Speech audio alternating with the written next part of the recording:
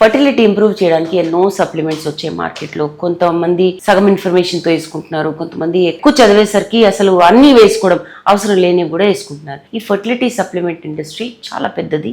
And ఫార్మసీయే కాదు, చాలా natural products కూడా వీటిలో ఇంక్లూడ్ చేసి హండ్రెడ్స్ ఆఫ్ మందులు అవైలబుల్ ఉన్నాయి. ఎగ్ క్వాలిటీ ఇంప్రూవ్ చేస్తాయి, స్పర్మ్ కౌంట్ ఇంప్రూవ్ చేస్తాయి, ఇవి ప్రెగ్నెన్సీ రావడానికి చాలా హెల్ప్ చేస్తాయి అని చెప్తుంటారు. కాకపోతే ఈ సప్లిమెంట్స్ మీకు అవసరమా లేదా, అసలు వేటితో మీకు యూస్ఫుల్ రిజల్ట్ దొరుకుతుంది అనేది మీరు తెలుసుకోండి, తర్వాత మీరు తేల్చుకోవచ్చు. మోస్ట్ ఇంపార్టెంట్లీ ఏంటంటే మీరు సొంతంగా వేసుకోకండి. ఫర్టిలిటీ స్పెషలిస్ట్ ని, గైనకాలజిస్ట్ ని, ఫిజిషియన్ ని ఖచ్చితంగా సంప్రదించండి. కొన్ని విటమిన్స్ అసలు మీకు బాగున్నప్పుడు ఎక్కువ వేసుకుంటే వేరే విటమిన్స్ దెబ్బతింటాయి బాడీలో. కాబట్టి మీరు సొంతంగా ట్రీట్మెంట్ చేయకూడదు. సైంటిఫిక్ ఎవిడెన్స్ ఉండాలి దేనికైనా, అంటే ప్రూఫ్ ఉండాలి. ఇది పనిచేస్తుందా లేదా అనేది ప్రూఫ్ ఉన్నప్పుడే మీరు తీసుకుంటే మంచిది. కొన్ని అపోహలు ముందు తొలగించుకుందాం. ఏ ఫర్టిలిటీ పిల్ ఒక మ్యాజిక్ పిల్ కాదు. ఈ సప్లిమెంట్స్ ఏవి మ్యాజిక్ కాదు. ఈ సప్లిమెంట్స్ వల్ల మీ ఏజ్ రివర్స్ అవ్వదు. అంటే ఎగ్ ఏజ్ అయితే ఏదైతే ఉందో, మీరు 40 ఉంటే మళ్ళీ ఎగ్ ఏజ్ 30 అయిపోదు. So no supplement can do that. ఏ విటమిన్, ఏ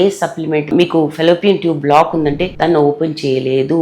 నో సప్లిమెంట్ ఎండోమెట్రియోసిస్ ని క్యూర్ చేయలేదు. సివియర్ ఉన్న ఎండోమెట్రియోసిస్ ని సప్లిమెంట్ వేసుకుంటే సరిపోతుందంటే నమ్మకండి. ఏ మందు ప్రెగ్నెన్సీ గ్యారంటీ చేయలేదు. అన్నిటి ప్రభావం వల్ల, అంటే సప్లిమెంట్స్, మెడిసిన్స్, లైఫ్ స్టైల్, మీ బాడీ పరిస్థితి అన్నిటి వల్లనే సక్సెస్ రేట్ ఇంక్రీజ్ అవుతుంది. ఇప్పుడు మనము ఏ సప్లిమెంట్ వేసుకుంటే మంచిది అని తెలుసుకుందాం. సో ఏ సప్లిమెంట్స్ వేసుకోవాలి? ప్రెగ్నెన్సీ ప్లాన్ చేస్తున్నప్పుడు ఫోలిక్ యాసిడ్ అయితే ఖచ్చితంగా వేసుకోండి.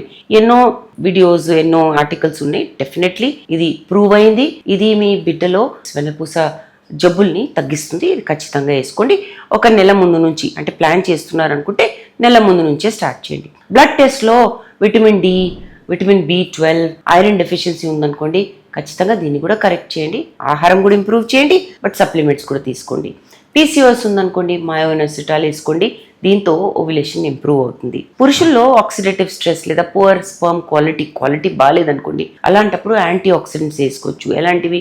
కోఎన్జైమ్ Q10, ఎల్ కార్నిటీన్ అని, vitamin C, vitamin E, zinc లేదా సిలీనియం, ఈ వీటన్నిటి వల్ల స్పర్మ్ క్వాలిటీ అనేది, అంటే కణాల క్వాలిటీ ఇంప్రూవ్ అవుతుందని చాలా మటుకు స్టడీస్ చెప్తున్నాయి. కానీ గుర్తుపెట్టుకోండి, స్పర్మ్ క్వాలిటీ ఇంప్రూవ్ అయితే ఛాన్సెస్ ఆఫ్ ప్రెగ్నెన్సీ పెరుగుతాయి, కానీ గ్యారంటీ అయితే ఖచ్చితంగా ఉండదు. సో ఫర్టిలిటీ మెడిసిన్స్ ఏంటి?